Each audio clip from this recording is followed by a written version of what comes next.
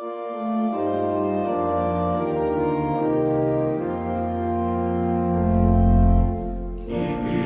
the real Reformation alive, one topic at a time. Doth Protestants, doth Protestants,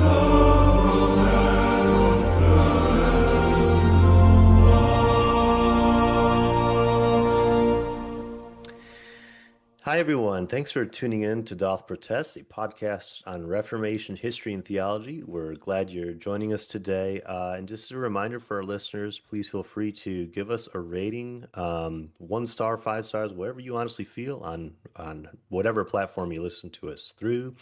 And also, we appreciate any feedback. Our email is dp.pod2020@gmail.com. And glad to have you all with us today. Today we have a special guest. James and I are together, and we have a special guest, Dr. Anna Marie Johnson. And just a little bit about Dr. Johnson. She's a professor at Garrett Evangelical Theological Seminary, where she's an associate professor of Reformation history. She teaches courses on history of Christian thought, the church in the Middle Ages, theology of Martin Luther, women in the Reformation, and other courses as well. She holds a PhD in history from Princeton Theological Seminary, and she's the author of the book Reforming Faith, which came out this year in 2026, and it's the most recent entry in the Lutheran Quarterly book series as of now when we're recording. Dr. Johnson has served as an author, contributor, and or editor to several books, and has presented many papers on church history and Reformation and early modern things at various conferences. I'll put a link in the show notes to her faculty page on Garrett, which has a more extensive list if y'all are interested. The one thing I will also know Dr. Johnson for is that I'll be seeing her at the upcoming Luther Congress in 2026, which is taking place in Denmark this year. I'm excited about it. And Dr. Johnson, you're leading a seminar there too. So, Yeah. but before I get into that, welcome. Glad to have you here. Thank you. Thank you. I'm glad to be here. And yeah, it's the Luther Congress. This isn't the first one. You've been at several of Uh, these, and I guess I don't. I think I briefly mentioned the Luther Congress in a recent episode, James. I think I talked about it, but I don't think I really talked about what it is. Do you want to do the honors, Doctor? Just tell us because you've done these before. What yeah. is this gathering? Um, Yeah. Well, it happens every kind of 4 to 5, maybe 6 years, depending on circumstances and anniversaries. And so it's really Luther scholars from all over the world, both historians and theologians, coming together for a good long week. So it's a very thorough conference, and coming around a different theme. This was started, mid-century, mid 20th century, along with a lot of other international organizations at the time. So, bringing people from all over the world who specialize in Luther together to have conversation. There are plenary lectures in the morning, and then my favorite part of it is there are work groups in the afternoon. So kind of can get divided up into these seminars based on your research interests, and then get to have 4 afternoons of exchanging ideas with people, and then one afternoon of an excursion somewhere. So yeah, and it's a great conference. the excursion this year is they're going to like the Hamlet Castle or something. Yeah, yeah, Yeah. yeah. Um, Hamlet wasn't real, was he? It's probably a dumb question. But there's a castle that's maybe inspired Shakespeare. I don't know, something like that. Um, Hamlet's based on someone who is real, something like that. Possibly. It's kind of like Robin Hood or something. No, the that's exciting. Of course, I'm not in your seminar. You're doing a seminar, which is kind of related to the book, which we'll get to Yeah, in a absolutely. moment. So, Yeah. I'm actually for our listeners, our last episode, which was about free will and Luther's debate on free will with Erasmus. I'm actually going to be in a workshop on that with Dr. Ali-Pekka Vanya, who's actually from the kind of the broader Finnish Luther Research School. So I'm excited about it. This will be my first one and definitely not Dr. Johnson's first one. But yeah. Yeah, my It's first one was in 2002 in Copenhagen. So wow. Okay. In Copenhagen. returning at least to Denmark. Returning to Denmark. Yeah. Yeah, I'll be looking forward to catching up with you. And if there's actually, I think, 6 to 8 people from the Christ School of Theology where I'm doing my doctorate under Dr. Hinlicky. Dr. Hinlicky won't be there, but several of the mostly faculty I think will be there. And this will be the first time I'll be meeting a lot of them in the flesh. So Oh, wow. Oh, that'd be it's great.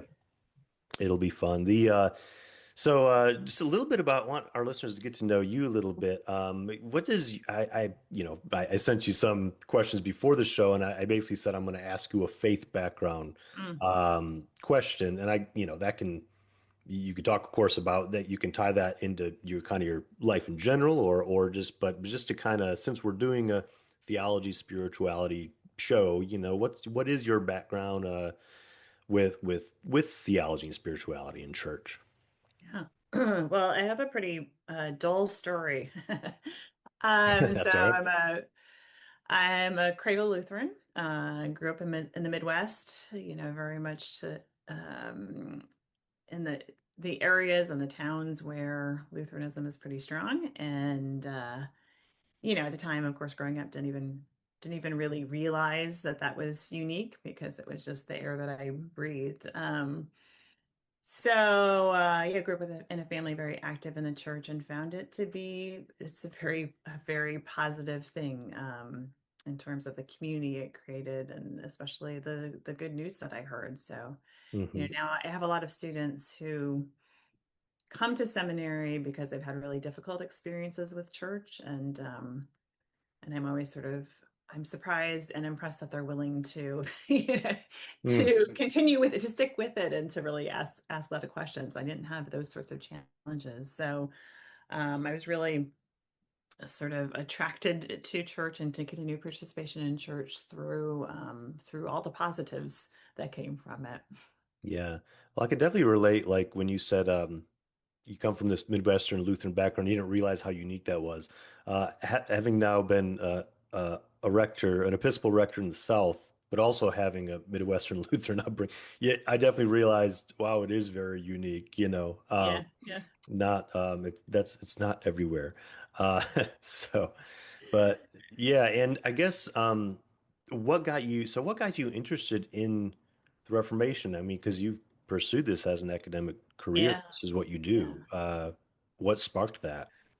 Right. So, well, following my very Lutheran path, I went to St. Olaf College in Minnesota, and was going there to be pre-med. But you're required to take 3 religion classes. And so I started taking these classes and just was fascinated by them. And I think particularly the ways that religion encompasses so much. And so, it seemed like in that liberal arts education, it was sort of a place where a lot of different things are meeting and just in a really rich way. And then, of course, um, connected to my own faith experiences, connected to the way that Christianity was was playing out there at St. Olaf as well. So eventually I decided I really should just keep following this love. And several professors were encouraging me also to head to seminary. I had a sister in seminary at the time, so I was not necessarily excited about Hmm. that. um, but anyway, but I thought it was at least, felt enough of a call to continue pursuing studies. At the time, I thought I was going to end up in systematic theology, and I think it was in large part just sort of where I was in my life at that point. So, I was like encountering all these big questions for the first time. So systematic theology seemed like the place that would be most exciting. What happened though, so I went to Princeton Seminary then for my MDiv, and encountered Scott Hendrix, who is a Reformation scholar, especially in Luther. He was also brand new to PTS, and so I got to know him a bit, took some classes with him, and I found that he had a very compelling interpretation of Luther. And Hendrix was also a cradle Lutheran, but was able to take some critical distance from that and wanted to really see him for his strengths and weaknesses. Presented Luther as, I think, very human, um, for better or worse, but also, captivating, Hmm. and also is very pastoral and practical. So responding to specific situations, and focused on really kind of what faith looks like on the ground. And Luther studies can be very polemical, but I thought he was a very careful scholar, very charitable and balanced in his views. So, he also did a lot of broader work on the Reformation. Was sort of far from parochial in his approach. Did a lot on gender and family. So I found that really captivating, and then also studied with Elsie McKee at Princeton, who's a Calvin scholar, and focused on Calvin's pastoral work and his pastoral interests. So between both of them, really, this approach to the Reformation as a lived experience by many, and including kind of perspectives of lay people, really brought the Reformation to life for me, and brought sort of different layers, to the surface. So, the Reformation has this big sort of dramatic story, and it changes so much in the West, and there's this like, you know, large scale excitement, world political changes, but it was sort of fascinating to me that it really starts at local levels and with concerns about how faith is experienced. And so that element of the complex story kind of captivated me. So Yeah. pulled me in, signed on for a PhD, and then signed on for a life of it. Yeah. It's always a blessing when you have, I guess, those mentors or those people who Mm, influence you. Scott Hendrix is someone I would like to read more of from what my limited exposure. I mean, I really should read his biography. He did a biography called Visionary okay. Reformer, Yeah, yeah, it's a uh, great which biography. should really be at the top of my list because it looks so good. I just Yeah, have all these other things to read. But I sure. read a few years ago his Luther and the Papacy Stages in a Reformation Mm, yeah, conflict or develop. That was a very good book. Gosh, I yeah, mean, just how yeah. he kind of designates these different mini periods of Luther's attitude toward the papacy and how it evolves. I just thought was so helpful to understanding Luther. So it's Yeah. yeah. Yeah, and actually my dissertation and my first book were really sort of based on that book as sort of a complementary. I thought it was a complementary volume. I'm not sure if he did. But but one of the things he emphasizes in that book is that Luther's Luther's main concern with the papacy is not, especially initially, these sort of ecclesiological arguments about, papal authority. It's that he thinks that the Pope is not leading its sheep correctly, is leading the sheep astray. And so my initial work was really building on that idea and looking at how Luther critiques the ways that the papacy and that the church has taught piety and is presenting an alternative to that sort of piety. So yeah, Wow. so that book in particular was a huge influence for me. And his Luther biography came out much later after I was done, but just an excellent biography. I recommend it. Yeah, I'll definitely take a look. Absolutely. So your book, I failed to mention the subtitle of your book, which is earlier, but I'll just read it now. The title's Reforming Faith. The subtitle is The Wittenberg Circle and the Reformation of Christian Life. So today's episode is going to be, at least in part, about the Wittenberg Circle. These other people, friends, associates, I mean, mostly like colleagues of Luther that their journey brought them into Wittenberg at some point and an encounter with Luther. Um, so I'll just ask you who are the Wittenberg Circle and like what were some significant, if you want to name a few and just kind of some important thing that you would attach to that person. Give you a few Okay. minutes just to kind of explain that. Yeah. Well, I'll say you can draw the Wittenberg circle smaller or larger. So my Wittenberg circle is sort of a narrower circle, and I know you've had Robert Kolb, and he does a much broader sort of take on the Wittenberg circle and all of its influences. But I'm looking at basically the people who worked most closely together in the 1520s to get the Reformation established. Um, so it was a fluid group. I mean, it's kind of centered around a university, and in a university, people are always coming and going.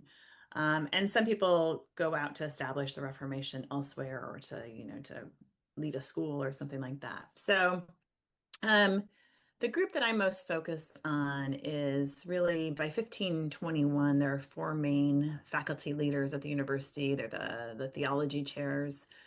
And they're recognized really as sort of the core Wittenberg Reformation leaders by other people as well. So they, other cities or whatever that established in the Reformation will ask for a group opinion from the four of them. So that's the tightest circle, and those are Luther, Philip Melanchthon, Johannes Bugenhagen, and Justus Jonas. So they are all on the faculty at Wittenberg, the theology faculty. Luther, of course, people know. Just mention maybe that part of his position at the Augustine monastery was to hold this chair of faculty at the university and then also to preach at the town church. And Melanchthon then came to Wittenberg in 1518. Luther helped recruit him. He was an academic superstar. Particularly humanist, became a professor of Greek to help sort of build up the biblical languages there, and then became, of course, a very close colleague. Johannes Bugenhagen is someone who basically heard about Luther and the protests and came to Wittenberg, and then ended up staying. So became pastor of the town church, was always on faculty, and also wrote a lot of church orders. So he's most known probably for his writing of church orders for other areas outside of Wittenberg. And then Jonas is maybe the least known, but it's kind of less prominent, but a utility player. And he came to Wittenberg in 1521, got a faculty position because someone died. So they were able to kind of move him into that faculty position. And he also was the head of a group of priests at the Castle Church whose main job was to basically maintain the prince's relics and to say these masses for the dead. So all of the things that the reformers are against. So he starts to try to reform that institution into something that looks more like the Reformation. So those are the four main ones at the university. And then just to name a couple others. So they're all dependent on the support of the Elector Frederick, and Georg Spalatin was Frederick's secretary, chaplain, etc., kind of right-hand man in some ways. And so he was a huge conduit between the reformers and the court, and very good at working diplomatically to try to ensure continued support from Friedrich. And then in the city of Wittenberg, there's Lucas Cranach, who is an artist and an entrepreneur, had a big workshop, and made that workshop a space for printing to make sure that all of these works that were coming out of the Reformation could be printed. And in fact, he also bought a paper mill just to ensure that they would not run out of paper. Um, so that's kind of the tightest circle, but Yeah. a circle in which everyone has an important role. Yeah, and I realize I've butchered a couple of those names over our Luther series. It's not Ah, Spalatin. well, I was calling him Spalatin. Well, no, that's actually closer to the German. Oh, Spalatin is, oh, yeah. Spalatin. Okay. Yeah. And in German, the SP is like sp, so you say spaghetti. Just a tip if you're ordering spaghetti in Germany. Which I may be. There you go. But yeah, so backing up.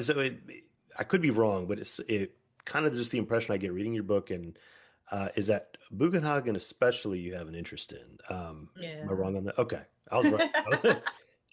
And you mentioned something about church orders, and can you kind of clarify that for us? Like, Yeah. what do you mean by church orders and Bugenhagen establishing church orders, I guess? Yeah. Yeah. So there's this whole question, when the Reformation gets off the ground, and it's maybe a more technical question, but an important one, which is, what guides this church, and how is it structured? How do we make decisions? What are our main emphases? And in the past, they had leaned on largely canon law. But they didn't want to stick to canon law anymore. This was part of the Reformation, right? So they have to create new legal frameworks, and new just sort of guidelines for how churches are going to do things. So so some of this happens piecemeal, so like within Wittenberg, there are various reforms of worship that happen piece by piece. And so then there's part of the order that would be an order of worship. Hmm. Um, But as the Reformation goes on, in particular, and the ideas and the sort of structures are more developed, then towns and territories that are going to accept the Reformation want to have a document that will, it's kind of made kind of a church constitution. So document that will sort of lay out, what they believe, what they do, and why they do what they do.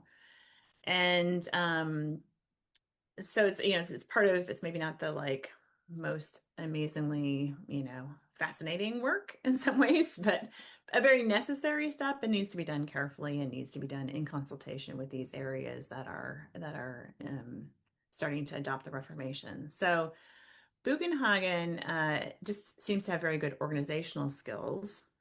And so he will write these things and put them together. He also is from North Germany and speaks Low German.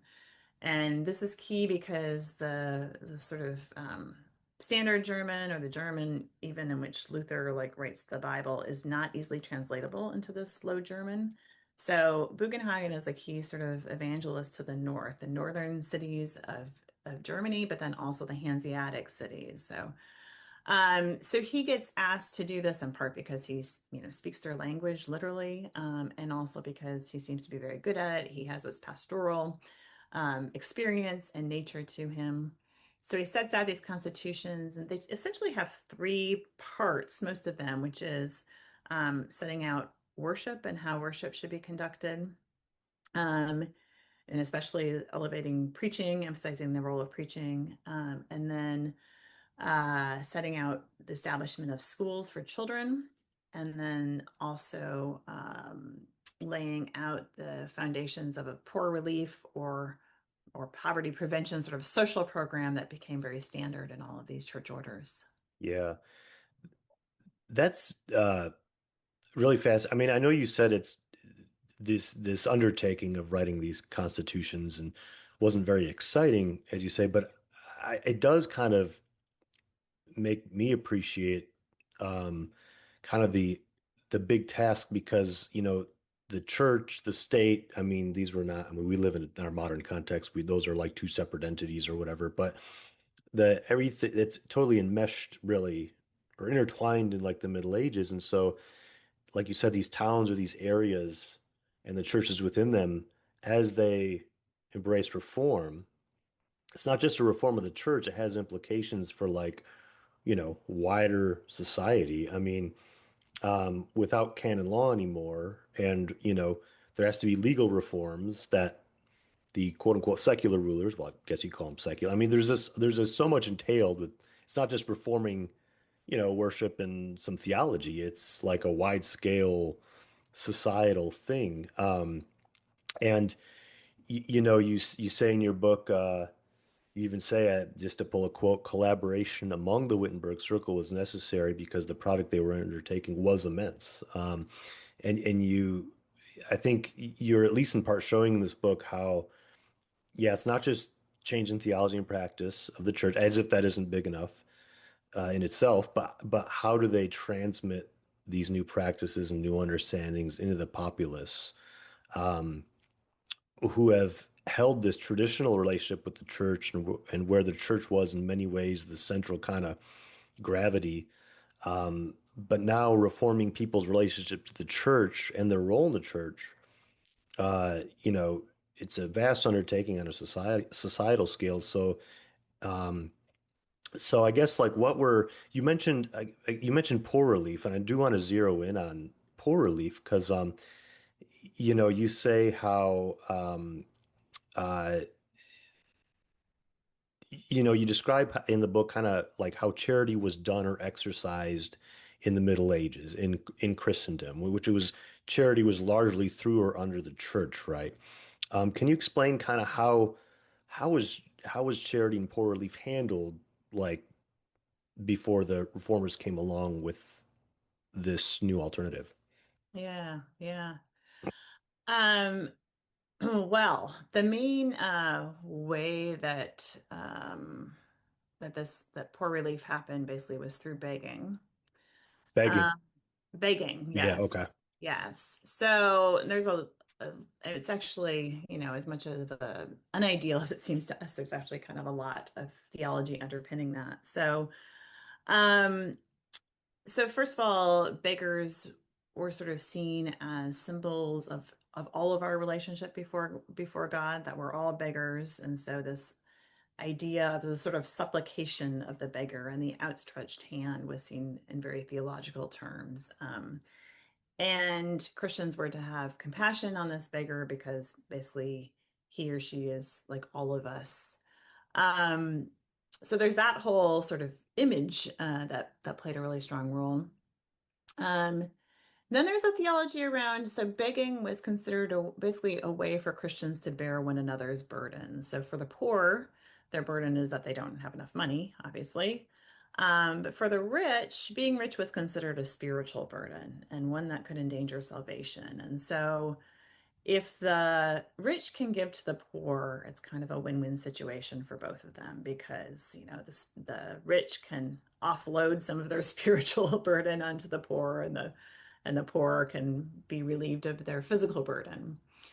Um, so that was kind of the theology that underpinned that. But that theology didn't sit well with reformers, in large part because their main idea was that we're saved by God's grace and not by good works that earn merit before God. So that giving of money to the beggar is a good work, but it's not a work that contributes towards anyone's salvation. Um, so this whole idea of having a good work that sort of counter our spiritual deficits was just something that they were really arguing against. Practically, though, too, they thought that system basically incentivized keeping the poor poor. That it was a system that served the rich because then the rich would always have an object for their charity as long as there were poor people to give money to. And it just sort of perpetuated this inequality and created only a patchwork system of social support that ultimately led to more suffering.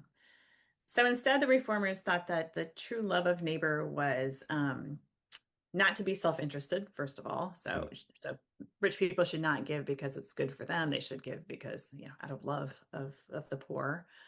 And that true love of neighbor should help the neighbor thrive. So at the time, poverty was growing enormously through a whole bunch of factors. And a lot of people thought that begging was getting really kind of out of control. So even in these sort of traditional, late medieval cities, the city was taking on more and more of the poor relief. And so there's a model starting to develop that the reformers see where the city is doing more of this like comprehensive poor relief.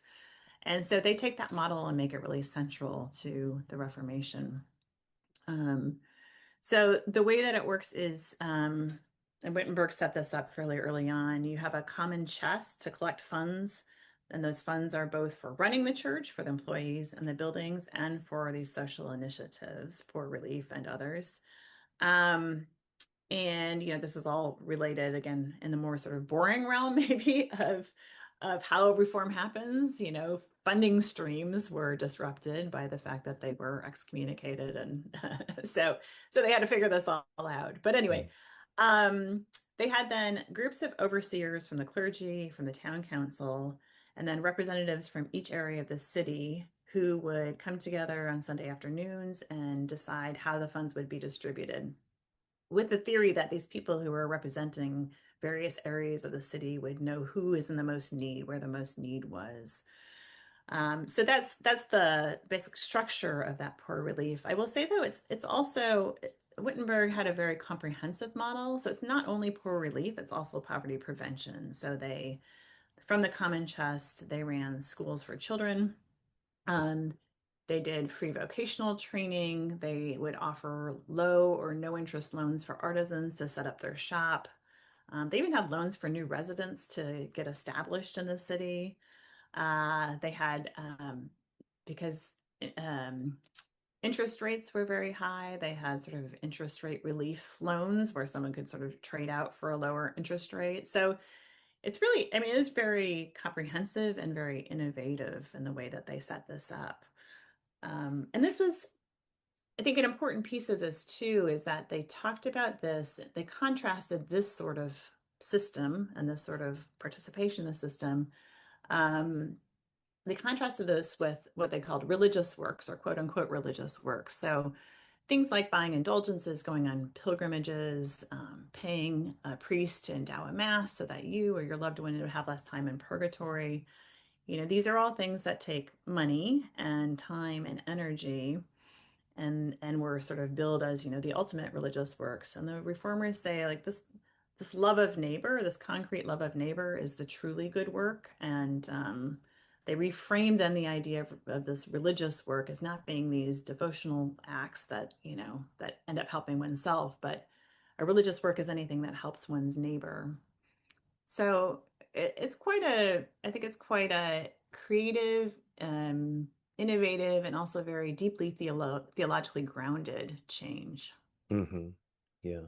So I think what you're saying about begging specifically struck me because I remember reading about Luther in his life with the observant Augustinians that he absolutely despised mendicancy. Um, Mhm. so Yeah. not all begging is good begging. Right, right. Yeah, And especially people who have taken on voluntary poverty. He thought they were taking money from people who were involuntarily poor. So right, yeah, so that whole system really, again, was self-serving and not serving the neighbor. right. Religious poverty versus like actual economic poverty. Right, Yeah. right. Yeah, absolutely. Yeah, when I was reading that part of your book, it made me, I kind of, my mind went to kind of the contemporary situation because I hear from certain like arguments that say, and not to get too political about it, but like, certain people say, well, the church is the one that back in the golden age of the world or whatever, the church handled charity and this and it should just be something the church does. I mean, usually it's like an anti-welfare like argument. Okay, okay. And I think, I mean, you've kind of heard that argument perhaps. And I Yeah. think it was like, well, there's actually an example of how in the, go back to the late medieval times, that was actually not the best system. Spiritually for people, I guess. But then there's also an argument, perhaps from another side of the aisle, kind of a secularist anti-church argument that says, well, the churches need to, they're not, it's just all these Christians that sit in their pews comfortable. And I'm sure you'll find churches like that. But I mean, so many of these small neighborhood churches that are just struggling to keep their doors open are really some of the churches that are their people are volunteering the most in local feeding Yeah. ministries and stuff, and that often gets like not seen. And so, yeah, I don't know, but that it kind of made me think of that those Yeah. the kind of Yeah. the contemporary situation. Uh, Yeah. There's another variation on that, I think, where I see this in some of my students just because they don't have that this sort of experience of church where they're like, oh, the church needs to look outside of its own stained glass windows and see what's going on in the world. The church, needs to start doing that or whatever. And mhm.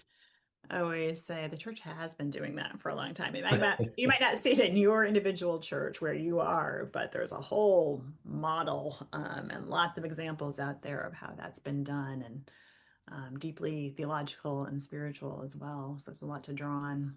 Yeah. I will say, this is the system because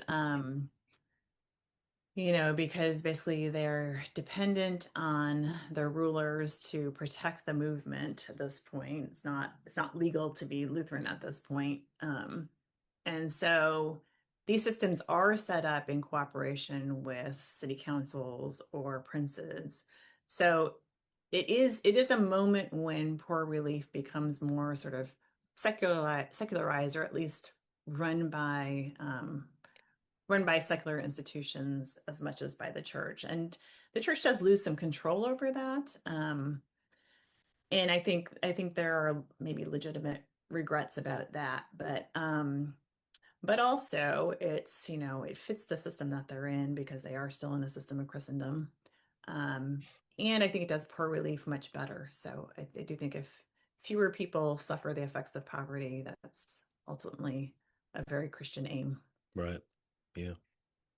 So another aspect of Bugenhagen's church orders was um, what I heard and what I will call like a customary for worship. for different congregations throughout the Lutheran world, right? Is that basically what you were saying? Yeah, so it varies a little bit based on context. Mostly it sets out sort of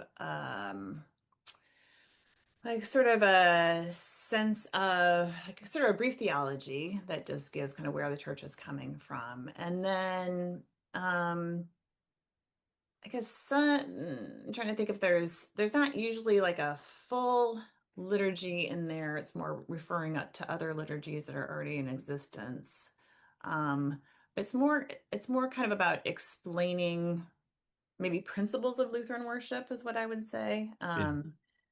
Yeah, which is more about just sort of some very basic Mm. basic issues at that point. I think that's actually particularly fascinating and means that Bugenhagen's position can't be overstated how important it was, because if he's doing this following like the Saxon visitation, where Luther was completely distraught with what he was seeing in Yeah. churches throughout Germany, then Bugenhagen is functionally the hands of Luther here, helping them to sort of become a little more unified in the way Yes. that they're thinking and teaching and worshiping. Yes, yes. And I think those visitations also gave them a lot of data that, while distressing because it was discouraging, helped them figure out what needed to happen next. Yeah. So including those church orders and catechisms, there was some of their optimism was really shattered by the visitations. Right. They needed to do more and maybe do things a little differently than they've been doing it. Yeah, James, I like how you describe Bugenhagen's like essentially the hands of Luther in that regard.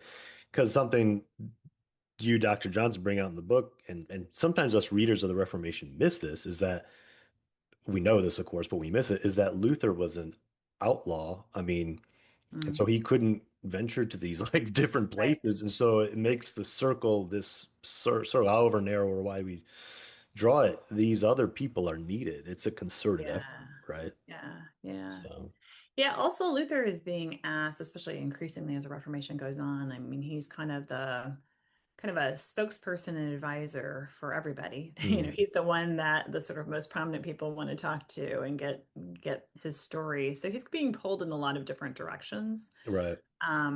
And there are some things that he is really just not good at, like diplomacy. Uh, So yeah, great that's with the true. big personality, the charisma, not so much the diplomacy. So and not so much the fine details too. He was not a detail guy. So Well, so he the couldn't he things, couldn't run a inn, that's for sure. yeah, no, He no, needed yeah. someone else for that. Poor Katie.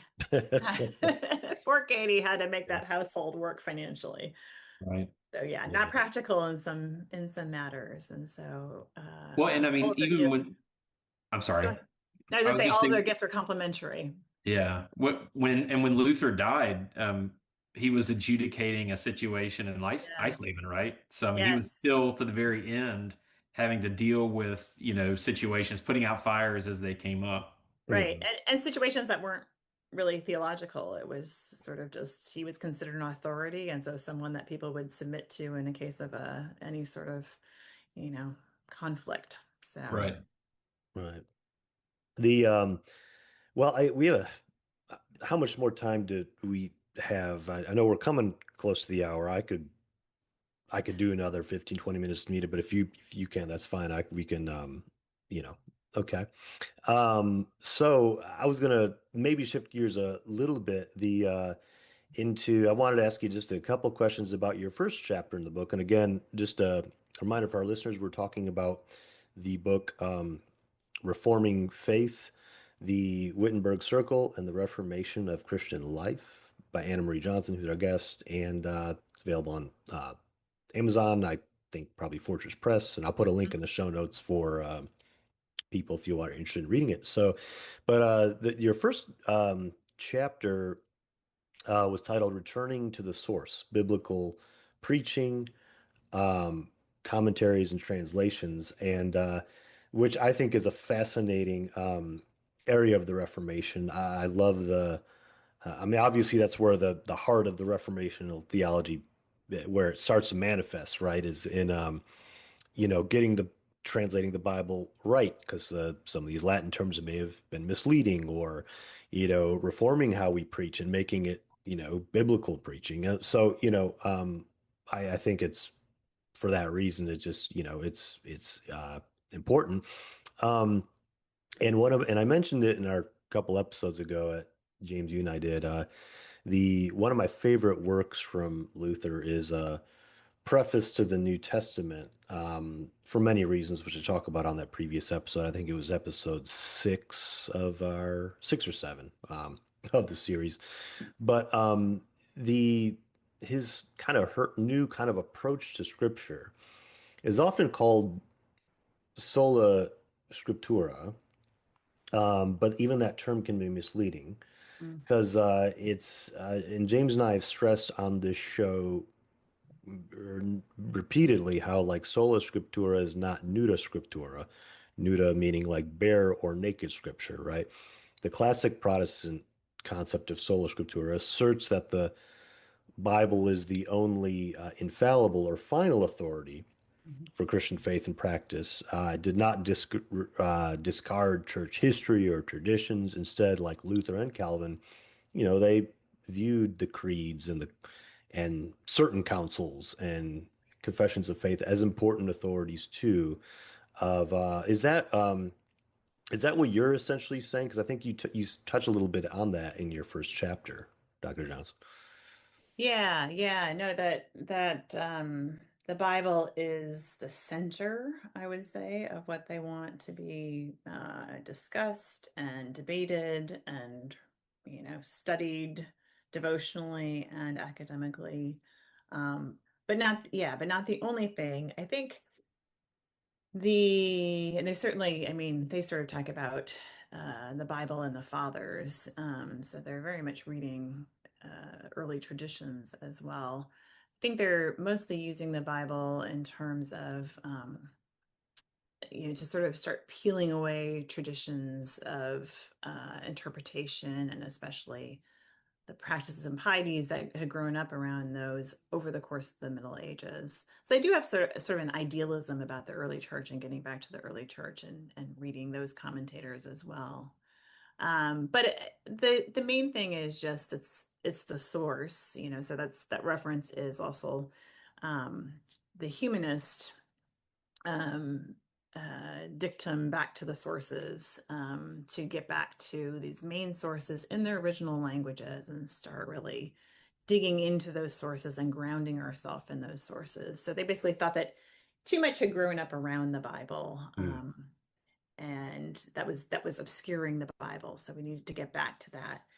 I mean, sort of ironically, they end up creating so many Bible helps and Bible things Mhm. that they do something of the same thing, even though, and they're very aware of this, they're very self-conscious about it, and they say like, this is just to get people back to the Bible. So um, they realize that a lot of resources are needed to make the Bible more familiar to people and to help people to sort of wade through some of the more difficult interpretive points. Um, and so they keep creating these resources, but they keep sort of, giving a caveat. So even so for example, so even some of their commentaries or whatever, they say, well, this is really just an index to the Bible. Like, this is what I want you to do here is to look at this, as, like you would in an index, you're looking something up, but then this is sending you back to the Bible. Wow, yeah, So that's the way they're sort of tiptoeing around those issues as they create all these resources. right. James, are wheels turning, James? Or am They I? are turning. Yes, I'm thinking. Okay. Yeah. Thinking is good. We need Yeah. to That's think. right, it is. That's right. The no, but I guess I was there was a lot, and when it comes to you mentioned there was different things they like guides or Mm, resources that they came up with to help. You mentioned I think is it postils, these things called Postils, yeah. postils in Yeah. the what were those?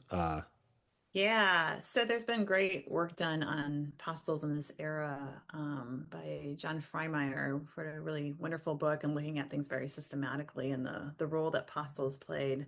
So a lot of academic studies have really focused on the commentaries, the academic commentaries that these people wrote, and that other academics wrote. And those are very important. They are all in Latin, and so they have a fairly limited audience. Those are, conversations happening in smaller circles. The Postils really have a much broader influence. So they are collections of model sermons, not sermons that were preached to congregations usually, but sort of general guidance on the text of the lectionary, usually focusing on the Gospels for Sunday and for the holidays. So it's kind of basically a type of sermon help, not intended to be read out from the pulpit, but to help preachers prepare their sermons for their particular context. Although as time went on and the reformers heard more preaching and got more frustrated by it, they started sort of allowing more and more use of the Postils, and to the point where, after some visitations, they'll be like, why don't you just read the Postils? Because that seems to be better than whatever you're doing. In a not very literate culture, the influence that those probably had on preachers and the number of hearers then for each preacher means it has an enormous influence. And then the Apostles were also often read as devotional works by literate lay people. Um, they were in German, or at least the German Reformers apostles were really focused on the effects or upshots of these texts in Christian life. And they became very popular. So Frymire goes through the reprintings of them. So between, the devotional reading and then the number of listeners who heard some sort of word that was influenced by the apostles, it was really probably the way that many people really heard these new teachings. Hmm. And I always wonder how effective they were, because in my kind of, and James, you experience this too, as people that preach a lot, like there's always a concern. I want to make sure this lands, that I Yeah, make a connection, that people know what I'm talking about, right? And right, right. sometimes there's a lot of hits, there's sometimes misses though, Mhm. and I do wonder, like, because preaching's changed so much in 500 years, and I mean, I remember I think Luther's saying something like, not to preach too long and not to preach vehemently, but. I think he I th- violated that a few times, but Well, in today's standards, sure. Yeah, I think we would look if I were to go get up there and do one of his sermons, like yeah, people yeah, would yeah. think that's long and vehement. So, That's true. context, I guess, matters, and too, like what was the concept of preaching is changed. I'll just say it's changed even since those days. So, Mhm. but I do kind of wonder, because I know him and the Wittenberg Circle did have frustrations throughout their lives that their message wasn't getting across. But Yes. I don't know what the I know the last chapter of your book has some you discuss a little bit about what scholars have discussed, now looking back 500 years, how effective was Mm. not only the social reforms, yeah, and also the preaching reforms, and I guess um, anything you want to elaborate on, kind of like what's the conversation today, like what was the assessment they give of the Reformation efforts? I imagine it's mixed, but I'm guess how Yeah, yeah. yeah. Oh, that's a big question. Sorry. No, that's all right. I was just trying to figure out where to start. I mean, in terms of preaching, I think, that this was the biggest emphasis in terms of changes to worship. This was the most important thing because it elucidates the Bible for the people. So, getting back to the sources of, what legitimizes everything, what directs everything. I think I think they were fairly idealistic about the ability of people to preach. I think preaching was and remains extremely difficult. And they put a lot of eggs in that basket, to the point where this isn't so much the Wittenberg Reformation, but in Geneva, where people once said they were going to the Mass, they began saying they're going to the sermon. So, going to worship was defined by the sermon. And while Lutheran churches, I think, held a little higher view of communion than Geneva did, there's still a new emphasis on the sermon in a way that culturally, I think, really takes off too, and continues today in Germany and in most Protestant churches. So there's a lot of weight on that sermon, and as a difficult art, I think that is tricky. Hmm. And I think the reinvigoration of liturgy within a lot of mainline churches has helped to support the role of preaching. That's my own view from the modern era. In terms of, what things looked like toward the end of the reformers' lives, it was pretty dire. So what they were hoping to do did not seem to be happening. And they saw this both in their visitations, which continued to be kind of discouraging,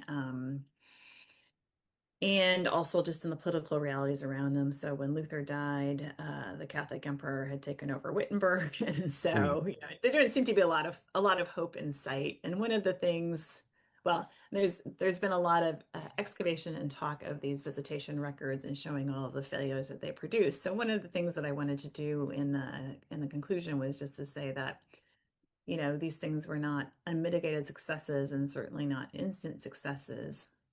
Um, However, all of these initiatives that I've described do get established, and I think they help establish a church with a particular ethos and a particular message that is over time. I mean, this is, decades after the reformers die. I think their vision does take some sort of shape, for better or worse. There's still things going on there that maybe didn't serve the church well, but the general model of an educated clergy, an educated laity, and people who had basic familiarity with the Gospels and with the tenets of the faith. I think that was achieved, and I think the societal changes through poor relief also were, widely adopted and fairly successful at alleviating poverty as well. So definitely a mixed bag, but and I think at the end of their lives, they were probably fairly discouraged because they couldn't know what came next. Yeah. But overall, I mean, the movement got established, and the movement's, done a lot of good, and then we go back to the idea that church always needs to be reformed. So we're still working on it. Yeah. I think the what you're saying about an educated clergy and laity, I think catechesis is, I think we're really indebted to the Reformation, I think, for good catechesis. Today, you fast forward to today, there's lots of Catholic churches doing wonderful catechesis. I mean, obviously, teaching some parts I wouldn't agree with, but Right. and same thing, Protestant Catholic alike. You now have Bible studies where people gather and get to unpack Scripture together. Led often by an educated clergy person, but also feeding the laity. And I do think that you obviously had catechisms before the Reformation. I mean, in fact, from what I read, the Reformers kind of based their own um, layout of catechisms on some of those medieval models. But there is this new emphasis, I think, that Yeah. of really Yeah. transmitting it to making sure people were formed, Right. um, Right. which can be a frustrating effort, but but I think we're really just indebted, I think, for just that to the Reformation because of that emphasis. And that's had a widespread effect on all Christianity. Yeah. Um, Yeah. you know, And catechesis as as printed text is also something that really took off in the Reformation. As you said, they're antecedents, but that form of catechesis of having things in a text, which fits with just the rise of printing and the rise of literacy.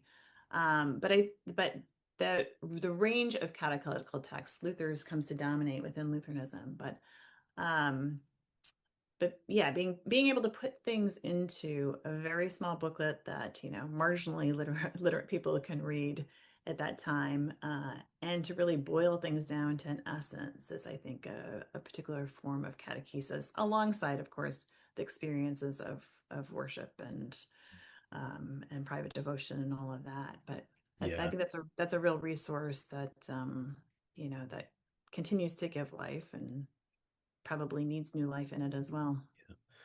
Some of it, I think, like, just go back to Luther, his explanation of the Ten Commandments. He goes through the Mm, Ten Commandments, explains each one, explains the Lord's Prayer. Those are so well to this day. I mean, I was yeah. just talking with someone in my church who, she used Luther's small catechism at home with her kids to Huh. instill the Lord's Prayer, the Creed, and the Ten Commandments. Um, she said, she's Episcopalian, but she just didn't have, there's not quite that equivalent in the Yeah. Yeah. Anglican world of that, right? Yeah. Uh, so yeah, it's, yeah, again, going back to my earlier comment, I think we can really thank the Reformation and the legacy of it for that. Yeah. Yeah. Absolutely. Well, Luther's, I mean, it's another place in addition to his biblical translations where his way with words is just such a gift, I think, to all of us. So his way with words in which he like insulted somebody and cut them down is maybe less of a gift to posterity. Right.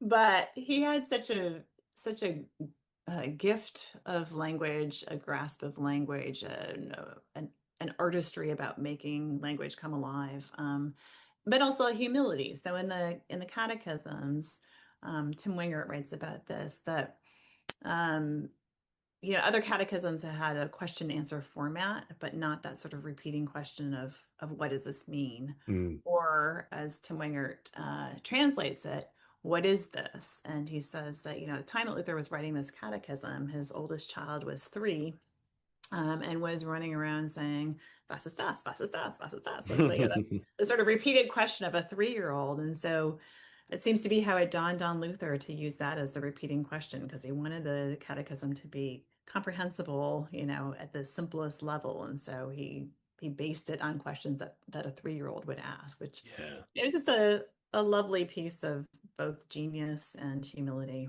Yeah. That's beautiful. I didn't know that. Uh, Yeah. that biographical background, what's going on in his life. That's awesome. Yeah. Well, James, I don't know if you had any more, if you had any questions, or Well, thoughts before we close. so as you were talking about the Postils, I was thinking about the books of homilies in the Church of England during the Reformation and how um, the vast majority of clergy were not licensed to preach, and so they had to preach the books of homilies. And they Mm. were all very catechetical. There was a sermon on salvation, a sermon on justification, a sermon on good works, a sermon. So all of these were a way for people to be catechized in worship. And especially in England, that was a new thing, preaching every Sunday, because the medieval mass in England, according to the Sarum Rite, Salisbury, would not have had a sermon every Sunday. Mm. And then you have preaching going on at places like Paul's Cross during the week, where you'd have a sermon that's preached just sort of by itself. And there were major events where, like, I think it was Nicholas Ridley preached a very fiery Reformation sermon at Paul's Cross that ended up getting him in big trouble. Mhm. So I was thinking about all of that as you were talking about that, and thinking about the paucity of written catechisma in the Episcopal or in the Anglican Church. Mm. You get like Alexander Noel, who wrote one during the Reformation, so mid to late 16th century, but nothing was really. I mean, there were some that would have been considered authoritative, perhaps, but nothing near like the level of what Luther did, which is why I think, as you were saying, it was so groundbreaking, is because Luther was really breaking ground with what he was doing. Yeah. Mhm. Yeah. Yeah.